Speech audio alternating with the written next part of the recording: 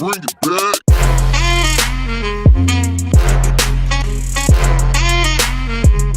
Во оваа емисија на наша тема зборуваме за дефектолошките и логопедските проблеми кои што се јавуваат кај децата. Во продолжение на емисијата ќе зборуваме за дислалија или за нарушување на говорот кај децата.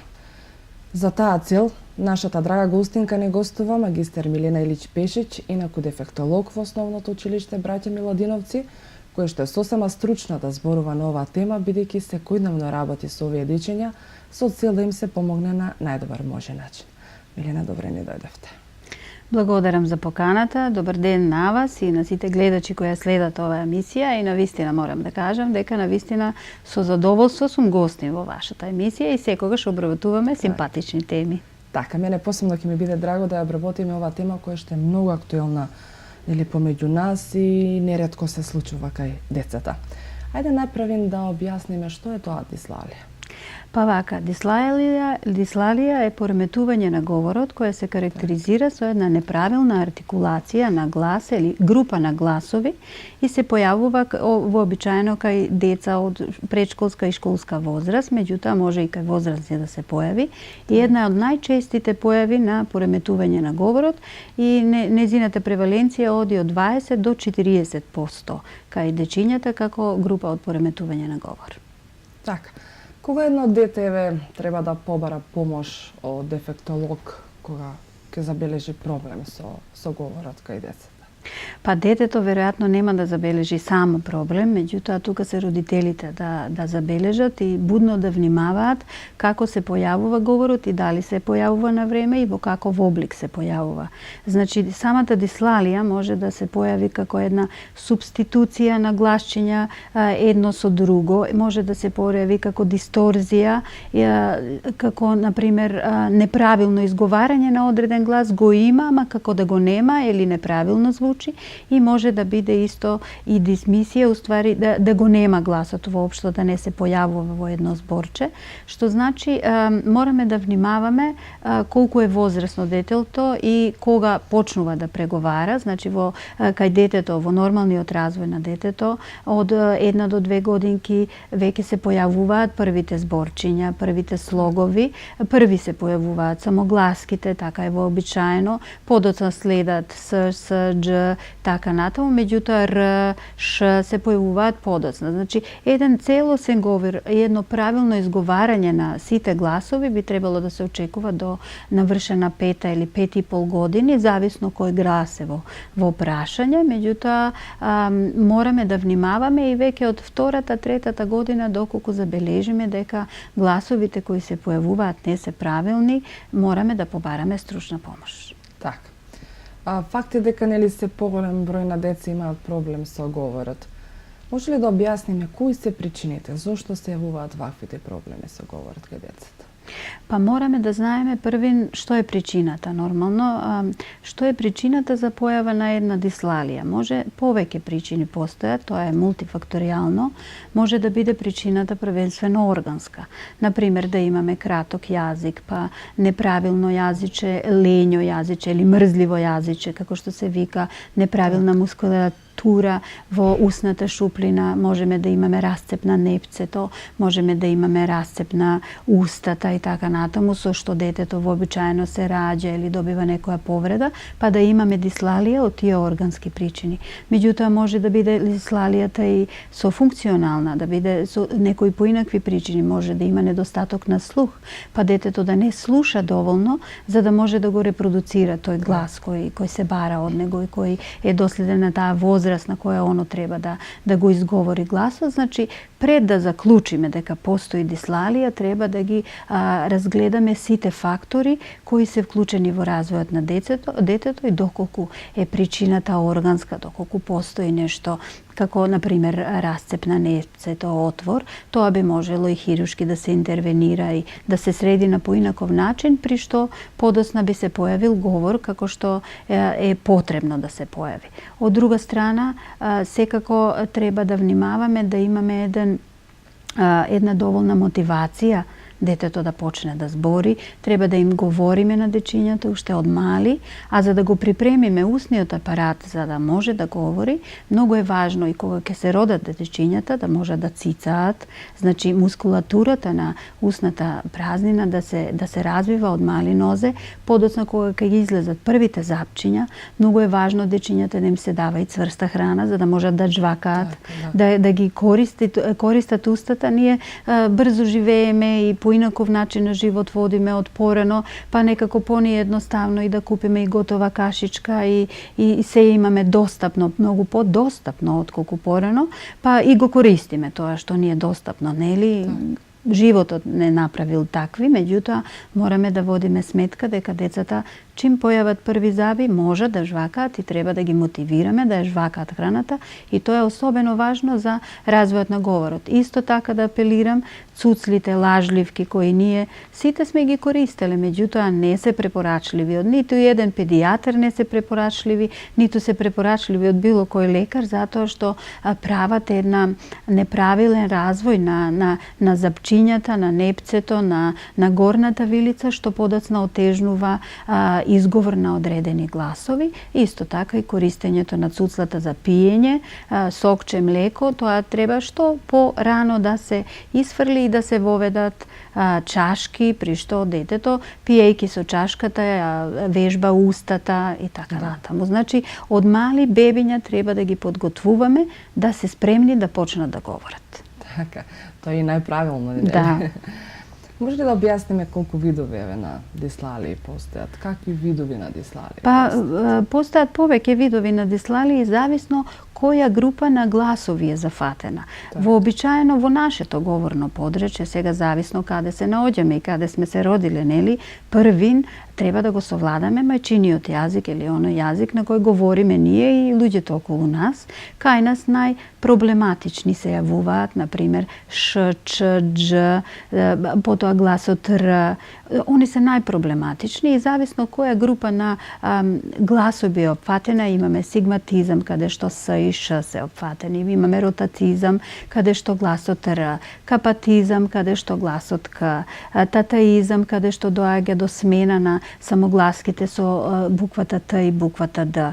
Тоа се сериозни, може да се јави, значи еден вид на дислалија, може да се јават повеќе видови на дислалии кај едно детенце, значи сите групи на гласови да бидат опфатени кои се така потешки, да кажам, условно кажано, потешки во нашето говорно подречје, при што имаме една сериозна слика на дислалија и родителите треба да се свесни на време, значи до 5,5 години треба детето чисто да говори. Доколку тоа не е случај, дури и порано, треба од 2 до 3 годинки веќе да реагираме доколку забележиме едно неправилно изговарање на гласовите од нашето гласовно подречје.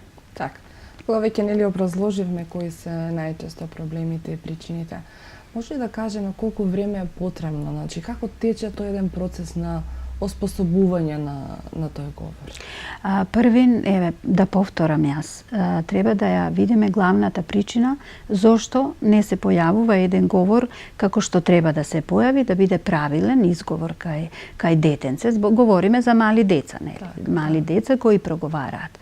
Доколку нема никакво органско пореметување, доколку немаме кај непцето проблем, кај устната шуплина, со јазичето проблем, треба да се обратиме и кај педијатарот, каде што тој ќе не упати дали првин кај дефектолог, а подоцна кај логопед, ќе треба да оствариме едни дефектолошко и логопедски вежби кои следат или предстојат пред да дојде до исправување на говорот. Значи, зависно од тоа кој глас е опфатен и која група на гласови е потребна да се доведе во ред и да биде како што треба изговорот, зависи и времетрењето. Значи, еве на пример, само пример да ви кажам, за буквата Р, околу 36 логопедски сеанси вели науката, нели, во некои.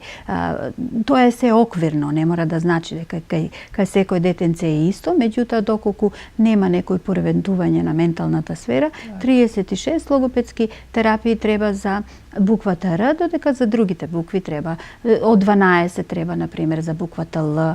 Значи тоа е долготраен процес. Во меѓувреме, кога се вежба со логопед, со дефектолог, секако и родителите треба дома да имаат една одредена рутина на вежбање, на оние вежби што се применуваат кај дефектологот, кај логопедот, за да можат и сето тоа и дома да го применуваат, за да дојде до автоматизација на тој говор. Затоа што можеме ние кај логопедот и дефектологот да постигнеме да го исправиме одредено гласче. Например, гласчето Р сме го исправиле, сме го довеле во ред, звучи како треба, меѓутоа детето во говор не го употребува, па доаѓаат родителите, па зошто он сега знае да го каже, ама во говор не го употребува, затоа што тој процес е многу долготраен. Една работа е да ја изговориме фонемата како треба и да го научиме детето да има правилен изговор, а друга работа е да дојде до автоматизација каде што тоа детенце ќе го спонтано употребува тој глас што е доведен правилно да звучи. Значи, долготраен е тој процес и мора мотивација од родителите секако дома да постои. Така. Па веќе ги спомнавте нели соработката со родителите, проблемот на говорот кај децата. Оно што мене ме интересира кога нели некој родител ќе дојде кај вас и ќе пројави нели ќе даде значење дека постои одреден проблем кај детето, посебно нели кај буквата Р како што ја нагласивте. Дали родителите во тој поглед се стрпливи за да успеат во тој долготраен процес како што кажавте? На што наидувате? На ваше искуство бидејќи секојдневно работите со тие деца? Што ви ли важите искуство? Па не се стрпливи, тоа сакав да ви кажам, не се стрпливи родителите. Родителите сметаат дека да, сега ќе му покажеме на детето како треба да оди со буквата Р, меѓутоа карактеристична е буквата Р затоа што таа се формира кога врвот на јазикот го ставиме на тврдото непце горе и треба да го натераме и да го научиме јазикот да трепери за да можеме да изговориме правилно Р во нашето говорно подрачје, додека доколку сме родени во Франција, поинаку би било. Значи, ние го тераме јазичето неприродно да се однесува, да трепери. Детето не знае тоа како да го прави, може би понекогаш е причината тоа што има едно мрзливо јазиче кое не научило да се однесува така како што ние сакаме, да го наместиме во устната празнина.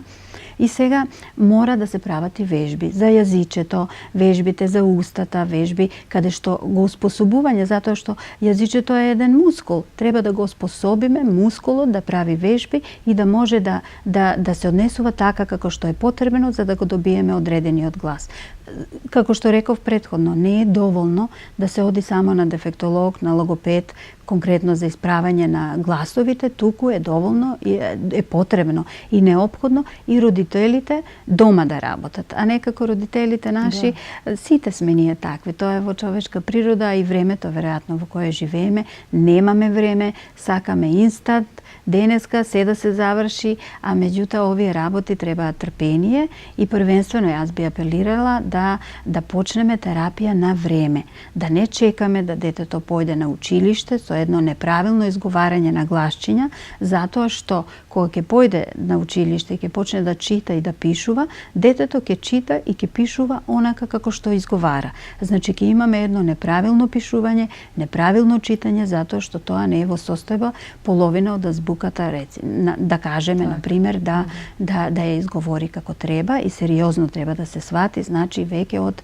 третата година, доколку имаме проблем, би требало да побараме стручна помош, каде што до 6-та година, до поаѓање на училиште, би можело се да доведеме во ред. Така. Освен ова што го рековте, дали во говорното јазичното пореметување постои уште некој проблем, како например што е вниманието? Што во тој поглед? Па, знаете како, никогаш еден проблем не оди сам, нели? Так. И денеска, во денешно време, јас како дефектолог, за жал можам да кажам, кога јас студирав пред 20 и кусур години, една преваленција на пореметување, не само на јазичните пореметувања, туку целокупните пореметувања од менталната сфера кај децата беше можеби 2 до 3%, сега е 12 до 15% во целокупната популација, не само кај нас, туку говориме збориме во светот. Со една прогноза дека таа преваленција можеби за некои 10-15 години ќе дојде и до 20%. Значи, говорот е прв тој што, пошто забележуваме дека нешто кај децата можеби не е во ред. Прв е тој пошто нешто забележуваме и последен е тој што се враќа доколку нешто што не било во ред успееме некако да го исправиме.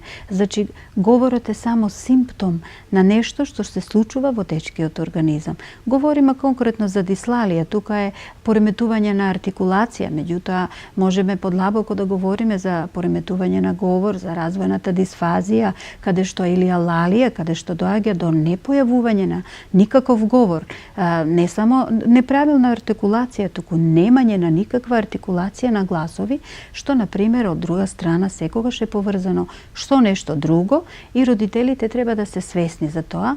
Јас апелирам многу пати кога и да сум во состојба да излезам на во медиумите дека не треба да се носиме со она стара изрека, а детето е мало, има 3-4 години, тврдоглаво, па не сака да збора, па ќе си прозбора, поготово ако се машки, а чичко му прозборел на 10 или на 5, не знам какви некои приказни, што може би било некогаш. Меѓутоа сега аларм треба да ни биде доколку дете и од 2 години нема гласови и не каже нешто, барем баба, мама, тато, дај, топка, млеко. Тие се основни некои зборчиња кои се појавуваат и кај двогодишњаци, а веќе кај 3-годишно детенце имаме една кратка реченица со употреба на глаголче, дај млеко, сакам надвор и така натаму. Значи, доколку не се појави тоа кај дечињата, родителите сериозно да ја сватат таа состојба и да побараат стручна помош.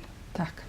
Кога веќе спомнавме, нели, за говорот, на колку треба одредена возраст да има оформен говор, многумина сигурно ќе се сложат, а сигурно и вие со мене и многумина родители дека таблетот многу често се употребува. Дали еве да разјасниме, таблетот доколку се користи во раното дејство, предизвикува нарушување на говор кај децата? Па знаете како, многу незгодно прашање и треба сериозно човек да размисли пред него што даде некој конкретен одговор, затоа што ние не можеме да живееме надвор од нашата цивилизација и технолошкиот напредок. Значи, ние се наоѓаме, не било порано така и ние не знаеме на што ова ќе не води. Меѓутоа, ние живееме во 21 век, вржани сме со телефоните, таблетите, компјутерите, ние не би можеле ни да функционираме доколку не ги употребуваме. Таков ни е животот, веќе таков ни станал. Конкретно таблетот или телефонот во раце на дете не може да предизвика пореметување за да не дојде до говор. Меѓутоа, голема е преваленцијата кај децата кои имаат предиспозиции да имаат пореметување во говор и давајќи им таблет и телефон, ние само таа предиспозиција и даваме голема шанса. Значи, не можеме да кажеме дека предизвикувач е таблетот, телефонот, лаптопот, меѓутоа даваме шанса на една предиспозиција доколку постои кај одредено дете да дојде до застој во самиот говор. А зошто е тоа така? Затоа што кога гледаме игри на телефон, игрите можеби и се користни, правиме една координација око рака, па работи мозокот, па се ствараат нови врски во мозокот, неуроните забрзано работат, реагираме на одреден начин. Сето тоа е полезно, го развиваме мозокот. Од друга страна, меѓутоа, имаме една ненасочна комуникација. Вие замислете дете што гледа во iPad, што гледа во телефон 5 сати дневно. Тоа дете не разговара со никој. Тоа дете нема потреба нешто да каже. И после кога ќе му го земеме телефонот, ние сакаме да ни прави муабет. Нема да ни прави муабет. Ние треба да разговараме со детето. Ние треба да го мотивираме да има причина нешто да ни каже. Мобилниот телефон, да, нуди убави содржини, слуша детето песнички, гледа, меѓутоа нема потреба да му одговара на телефонот и затоа доаѓа до една состојба каде што говорот не се појавува на време, доколку има предиспозиција таква кај детето. Така. Ја разјаснивме, се надевам многу на оваа загадка во врска со таблетот, бидејќи многу често се користи. За жал. За жал е така, нели? Ајде да кажеме еден совет до родителите ќе излезе, што треба да направат родителите доколку забележат неправилен говор кај дете. Кај кого најпрвен да побараат помош? Што да направат во тој момент? Во тој момент, као прво, сите млади родители кои имаат мали дечиња, треба да следат како се развива развојот на детето, значи говорот како се појавува и дали се појавува. Веќе во современите земји, педијатрите веќе од година дена веќе забележуваат дали има предиспозиции нешто да не биде во ред, за да не дојде до развој на говорот како треба. Кај нас во нашата средина тоа е можно можеби од 2 години, 2 и нешто, 2 и пол годинки веќе да видиме дали има појава на некој прв говор и дали има основни зборчиња кажано детето. Доколку тоа не се случи, да не седиме и да чекаме детето само да си прерасне, да си дојде до 5 години па да видиме дали ќе има говор, дали нема да има говор. Мораме првин да се обратиме кај педијатрите, тие се најстручни, да не упатат на право место, каде што детето ќе биде прегледано од поголем диапазон на стручни лица. Не само дефектолог, логопед, туку и невропсихијатар, и психолог, и педијатар и така натаму, каде што ќе бидат направени поголем број на испитувања за да се види која е причината зошто доаѓа до задоцнување на говор. Значи клучен момент во развојот на говорот е 2-3 годишната возраст, каде што доколку нема појава на некој одреден говор за таа возраст, можеме да дојдеме со една силна стимулација и да го мотивираме мозочето да може да работи повеќе заедно со одредени суплементи кои би ни ги дале стручни лица, кои ќе ни овозможат да навремено реагираме за да не дојде до појава на задоцнување на говор. Доколку не реагираме на време, чекаме да дојдат 5-4 години и така натаму, ние веќе немаме појава на говор или неправилен говор, веќе имаме задоцнување и сето исправување, колку и да оди брзо, а верувајте, не оди брзо, тоа не е едноставна работа за детето, за да доведеме до еден правилен говор, ние веќе треба да појдеме на училиште, па сме се довеле во ситуација да одложуваме училиште, затоа што детето не појавило говор како што е потребен за таа возраст и еден ред други проблеми што сме можеле да ги превенираме доколку сме реагирале малку порано. Така. Навистина добар совет, се надевам дека родителите ќе го применат. Сведоци сме дека освен таблетите и социјалните мрежи се во голема мера земаат замав, дури можем да кажеме некој огромен процент. И многу пати ќе сретнеме да некој поставува прашања, посебно мајките, во врска со говорот кај детето. Мојато дете има, например, 5 години, има одреден неправилен говор и одговорите на тие прашања следат не се грижи, тоа е доправа 5 години, па мојот дедо, мојот чичо, мојот братучет и така натаму, се средува говорот. Дали ваквите прашања поврзани со говорот кај децата треба да бидат поставувани на социјалните мрежи и дали тоа е соодветно место каде што родителите треба да се едуцираат и да постапуваат во врска со тоа? Па сега, проблемот со социјалните мрежи е многу подлабок и сега можеме да дискутираме до утре са бајле, меѓутоа сите се ние повржани на некоја социјална мрежа и тоа е начинот, веќе нели рековме како ние функционираме секојдневно. Меѓутоа, треба да разјасниме една работа. Кога е во прашање децата и нивното здравје, а и да бидеме искрени, кога е прашање нашето здравје, не се најпогодни места за дискусија социјалните мрежи и места каде што ние ќе добиеме некој совет кој вете ќе го применуваме во иднина. Не дека социјалните мрежи се лоши, не дека не може тамо нешто и корисно и да се види и да се научи. Меѓутоа не е соодветна стручна средина. Еве, јас бев сведок, мислам дека знам за што говорите, на една социјална мрежа, мајката прашува детето дали беше 3-4 години, ништо не збора, што да правам ја, мајката, ја разбирам, мајка како мајка бара совет на сите места, меѓутоа доле следеа одговори можеби повеќе од 10 каде што сите упатени луѓе, нели, стручни се сметаат сами себе и одговорија дека ич да нема гајле, детето само од себе нешто ќе си каже. Јас лично се фрапирав и не ја знам мајката која лично не ја познавам, која го постави тоа прашање и баш ми интересира дали нешто превзеде. Имаше и луѓе кои одговараа дека треба да се обради на педијатар првенствено, што и јас би рекла доколку ја знам лично. Таквите состојби не смееме да оставиме да тлеат и да стигнат децата до 4 до 5 години, а да не говорат ништо. Тука значи има некој проблем. Не е можно детето до 5 години да не говори ништо, затоа што не му се говори.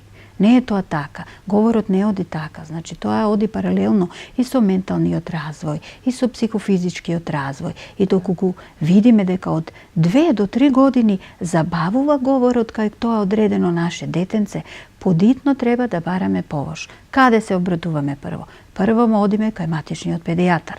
Матичниот педијатар најдобро знае на кое место нашево, конкретно нашево дете, треба да оди понатак. Обично луѓето одат по клиники, по разни места кои се специјализирани за да се види која е причината зашто доаѓа до задоцнување на говор.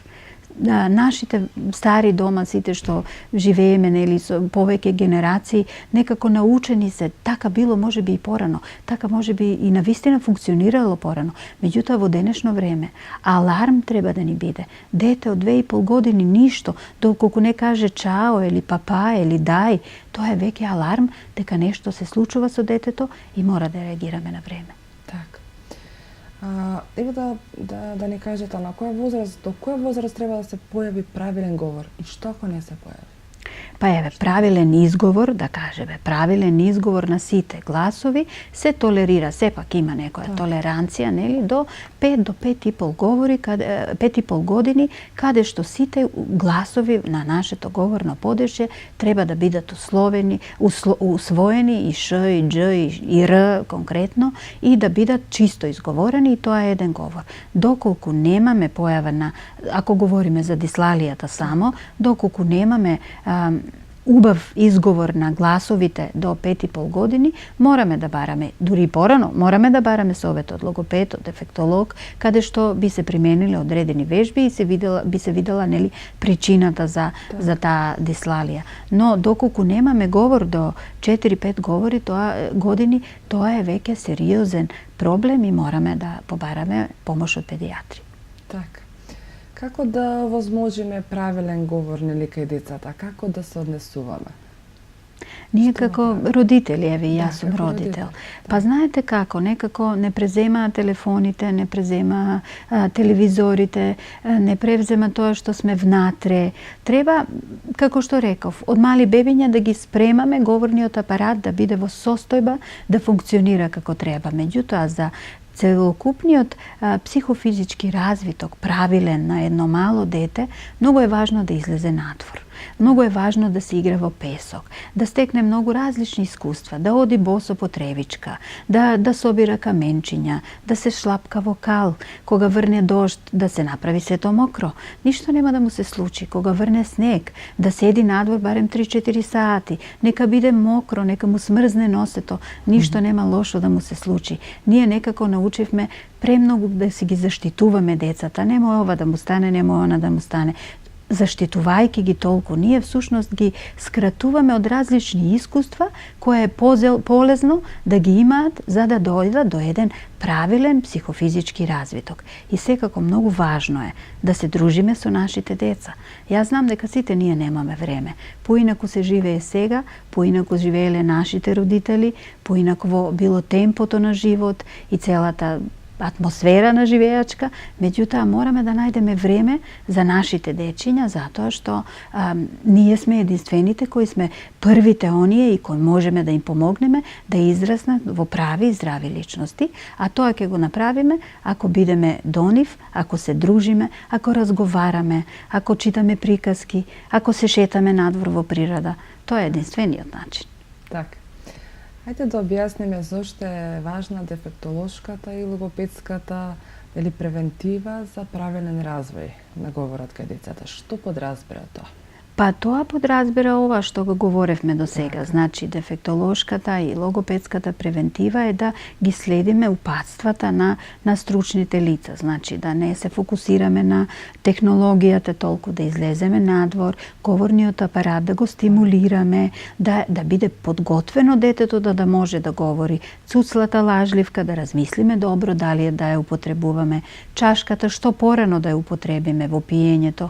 Лажичката, вилувчето, детето само да се рани, цврстата храна, што порано е можно да ја внесеме во развојот на детето и во неговиот секојдневен живот, за да може да жвака, за да може да го употребува, вилицата да ја вежба, јазичето да го вежба. Па може дури и сами да си правиме логопедски вежби на јазичето, за да може да биде како мускул подготвено да реагира на соодветни фонеми, при што ќе ја избациме, нели, технологијата да не биде секојдневен, да кажам, член во нашето семејство, телефонот да не биде најголем другор. А јас едно ќе кажам, јас сум забележала мајки викат, па не му давам ја телефон на моето дете, ја не му давам, ама не му давате вие, ама доколку детето ве гледа вас по цел ден со телефонот во рака, што сакате вие, да не го бара телефонот за себе? Тоа е најнормална реакција. Значи, ако сакаме, ние не можеме да се исклучиме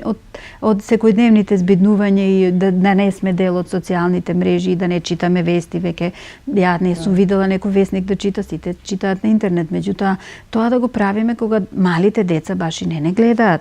Доколку сме во фокус такви, подобро да држиме некоја книга во раце, па детето ќе земе сликовница, па заедно да ја читаме и така. Значи, први треба да појдеме од себе. Тоа е дефектолошката превентива, да појдеме од себе како родители, како семејство. Ова важи и за бабите и за дедовците, значи не само за родителите. Ајде, родителите се зафатени, работат по цел ден. Еве совети до бабите и до дедовците. Не мора да се гледаат турски серии, шпански серии, било какви серии по цел ден со внуците. Може и приказки да се читаат. Ние сме пораснали, ја мислам дека јас последна генерација сум од прилика што пораснавме со приказни од бабата и дедото, што ги паметам и до ден денес и со задоволство ги раскажувам и на моите деца. Значи, излегазете во парк, додека мама и тато се на работа. Шетајте се со децата, берете цвеќе или обработувајте нешто во градина, дружете се со нив, раскажувајте, поставувајте прашања за да може децата и да ви одговорат. Така ќе придонесеме да имаме едно правилна комуникација. Ние се научивме сите пораки на месенџер да се пишуваме, а да не говориме едни и да се гледаме во очи, нели? Значи, една комуникација да направиме да се вратиме кон она старото, да знаеме да разговараме едни со други. Тоа е клучното. Така, за да не се изгуби, нели, сосема. Па Оно што е вредно и што треба да остане и понатаму кога се работи посебно во едукација на децата. Мене ми е посебно мило што секогаш ваквите работи и раскажувате со една позитивна енергија, ширите позитивна енергија на тука на нас и на гледачите. И посебно ќе ми биде драго доколку нели половина се тоа што го кажавме го применат родителите и бабите и дедовците. И нешто сосема за крај, некоја порака ваша. Па ништо, јас пак ќе се навратам на оно што го говоревме јас и вие цело време. Сакајте си ги своите деца, сакајте си ги. Поминувајте квалитетно време со нив. Дружете се, разговарајте, шетајте надвор, излезете надвор. Давајте позитивен пример за да израснеме една популација која ќе биде квалитетен член и здрави членови на нашето општество. Значи, првенствено мораме да дадеме позитивен пример ние самите, доколку сакаме децата да не израснат во едни вредни членови на нашата локална заедница и секако на нашата држава. Така, прекрасен совет и јас си благодарам на вашето гостување во нашата емисија на наша тема. Благодарам за поканата уште еднаш. Така, почитувани гледачи, зборувавме за дислалија или за нарушување на говорот кај децата со нашата драга гостинка, магистер Милена Илич Пешич, дефектолог во Основното училиште Браќа Милодиновци. Јас се надевам дека досегашната наша тема, нашите совети дадени од нашата гостинка, ќе ги примените, кои што доста се охрабрувачки и се со цел да имаме правилен говор кај нашите деца. Bring it back.